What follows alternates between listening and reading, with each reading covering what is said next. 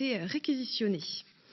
Le 9 novembre 1981, la loi Fillou, du nom du ministre de la Communication de l'époque, supprime le monopole de l'État en matière de contrôle des ondes radiophoniques. C'est la fin des radios pirates et le lancement des radios libres.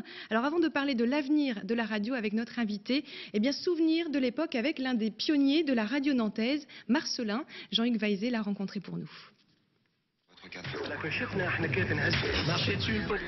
Elle s'appelait Convergence, Radio 100, elle s'appelait Contact FM, Kiss FM, ce sont les radios des années 80, rappelez-vous, il y a 30 ans. Et oui, 30 ans de radio libre, 30 ans de souvenirs à évoquer avec Marcelin, un des pionniers de la FM nantaise en musique d'époque. Premier souvenir, évidemment, le micro, ça, on n'oublie jamais.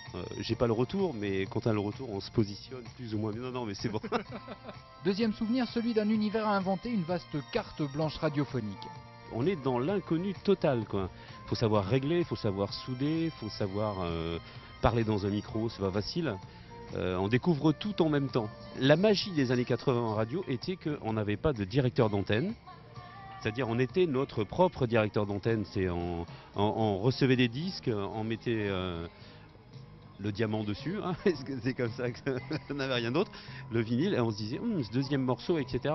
On n'avait aucune personne pour nous dire, tu ferais mieux de faire ça, ou de faire ça comme ça, ou là tu vas perdre 6 heures pour faire un jingle alors que ça vaut pas le coup du tout, quoi, tu vois. On découvre tout, on cherche, on tâtonne, on crée des choses. Résultat, le meilleur comme le pire aussi, à retrouver sur Sun jusqu'au 13 novembre. Bonsoir Pierre Boucard. Bonsoir. Merci d'être avec nous. Alors vous êtes le directeur de la radio Sun, le son unique à Nantes. Je vous ai vu sourire pendant le sujet. Vous étiez trop jeune pour participer au tout début de la radio, mais vous étiez déjà à l'écoute. Forcément, j'ai vraiment pris beaucoup de plaisir à écouter ces premières radios, ces radios qui m'ont donné envie de faire ce métier aujourd'hui. Qu'est-ce que vous retenez justement de cette époque ?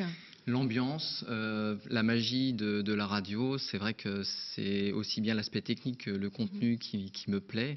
Et c'est à travers ça aujourd'hui que j'ai envie de poursuivre le chemin de la radio. Alors on entendait Marcelin, l'un des pionniers à Nantes, évoquer cette liberté. Aujourd'hui, 30 ans après, qu'est-ce qui a changé dans le métier ? Il reste encore un peu de liberté et surtout la création aujourd'hui de la radio revient beaucoup aux radios associatives qui sont des radios qui peuvent prendre encore des risques.